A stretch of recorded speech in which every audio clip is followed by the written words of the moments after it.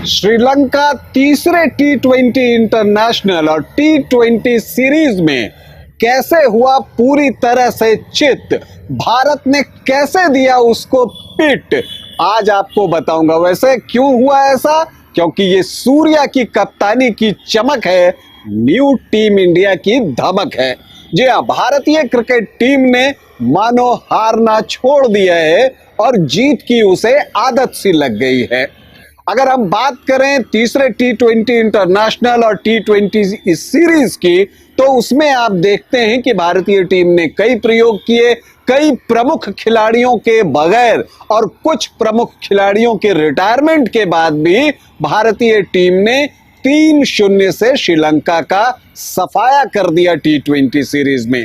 तो कैसे मिली भारतीय टीम को यह जीत, आज इसी पर चर्चा करूंगा। नमस्कार, आप देख रहे हैं न्यूज बाइस्कोप और मैं हूं Rakesh Ranjan. As a coach Gautam Gambhir की और as a captain, full time captain Surya Kumar Yadav की जो पहली सीरीज हुई वो श्रीलंका के खिलाफ हुई, टी20 मैचों की सीरीज, और उसमें भारतीय टीम ने बाजी मार ली है और ऐसी बाजी मारी है कि श्रीलंकाई टीम जो है वो धाराशायी हो गई, उसका पूरी तरह से सफाया हो गया। तो भारतीय जीत की कहानी क्या है? अगर आप तीसरे टी20 इंटरनेशनल को देखें तो आपने एक फिल्म देखी होगी जिसमें शाहरुख खान कहते हैं कि हार कर जीतने वाले को बाजीगर कहते हैं। तो अब उस डायलॉग को बदलने का टाइम आ गया है और यहां पर आप कह सकते हैं कि हारे हुए मैच को भी जीतने वाले को सूर्या भाऊ कहते हैं। जी हाँ, सूर्या ने इसी तरह की कप्तानी जो है इस पूरी सीरीज में की और खास करके तीसरे टी20 इंटरनेशनल में जिस तरह से उन्होंने गेंदबाजी में चेंजेस किए और 19वां और 20वां ओवर जिन गेंदबाजों से कराया, उसकी तो उम्मीद कोई कर ही नहीं सकता। जी हाँ, जब भारत और श्रीलंका के बीच तीसरा टी20 खेला गया था तो 137 रन ही भारत ने बनाए थे, 138 जीत के लिए चाहिए थे, 110 पर एक श्रीलंका का स्कोर था 15.1 ओवर के बाद। बिल्कुल आसान था और लग रहा था कि श्रीलंकाई टीम ये मैच जीत कर ले जाएगी। लेकिन जब 17वें ओवर में वाशिंगटन सुंदर ने 2 विकेट लिए और जब 18वें ओवर में जो है भारतीय गेंदबाज जो हैं वो महंगे साबित हो जाते हैं, तो वहां पर सूर्या क्या करते हैं कि 19वां ओवर जो है वो रिंकू सिंह से फेंकवा देते हैं। अब ये किसी ने नहीं सोचा था कि रिंकू सिंह से पेन अल्टीमेट ओवर भी फेंकवाया जा सकता है। उसमें वो 3 रन देते हैं, 2 विकेट निकाल लेते हैं। आखिरी ओवर में 6 रन चाहिए था तो सूर्या अपने आप को गेंदबाजी में लेकर आ जाते हैं, जबकि वहां पर सिराज का 1 ओवर बचा हुआ था। अब समझिए कि ये कितना बड़ा रिस्क था और अगर सूर्या मैच को बचा नहीं पाते तो उन पर कितनी बातें कही जाती। लेकिन उन्होंने, जो आप कहते हैं ना, भारतीय क्रिकेट ने सीख लिया है फियरलेस क्रिकेट वर्ड जो है ना, वो भारतीय खिलाड़ियों ने आत्मसात कर लिया है और यही करते हुए आखिरी ओवर सूर्या फेंकते हैं, सिर्फ 5 रन देते हैं, मुकाबला टाई और सुपर ओवर में एक आसान जीत, भारत के नाम श्रीलंका का सुपड़ा साफ। तो भारतीय जीत की जो पहली वजह है वो है उसका अप्रोच, पॉजिटिव माइंडसेट और फियरलेस क्रिकेट।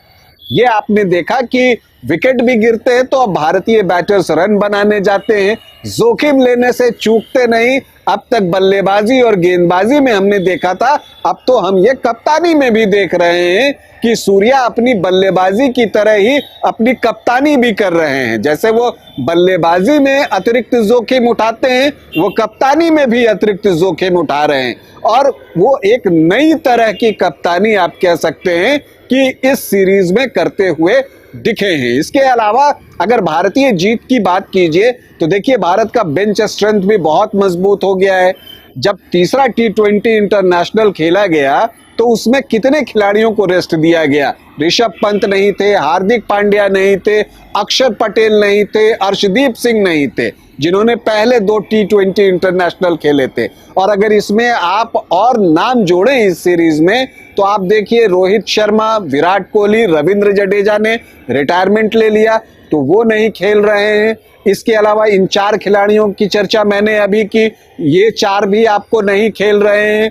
इसके बाद आप देखते हैं कि कुलदीप यादव भी इस टीम में नहीं थे, बावजूद इसके भारतीय टीम ने जीत हासिल की है। तो बेंच स्ट्रेंथ जो भारत की मजबूती है वो भी भारतीय जीत का एक कारण है। और जो एक सबसे महत्वपूर्ण बात है कि प्रेशर में भारतीय टीम बहुत नॉर्मल रहती है।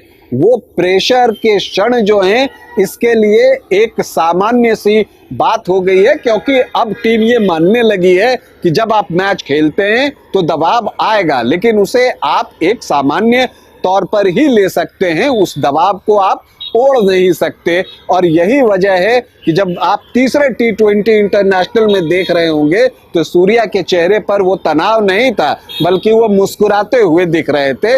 तो ये खासियत है। तो ये टीम बिल्कुल बदली हुई है। हम उम्मीद करते हैं कि सूर्य कुमार यादव की कप्तानी और गौतम गंभीर की कोचिंग में ये टीम T20 इंटरनेशनल्स में इसी तरह से बेहतरीन प्रदर्शन आगे भी करते रहेगी। वैसे आपको बता दूं कि भारत और श्रीलंका के बीच अब वनडे सीरीज शुरू होनी है 2 अगस्त से। रोहित शर्मा, विराट कोहली, कुलदीप यादव इनकी टीम में वापसी हो चुकी है, तो अब उसी का इंतजार है। तो वनडे के लिए भी टीम इंडिया को हमारी ढेरों शुभकामनाएं। अभी आपसे अनुमति चाहूंगा, इजाजत दें, नमस्कार।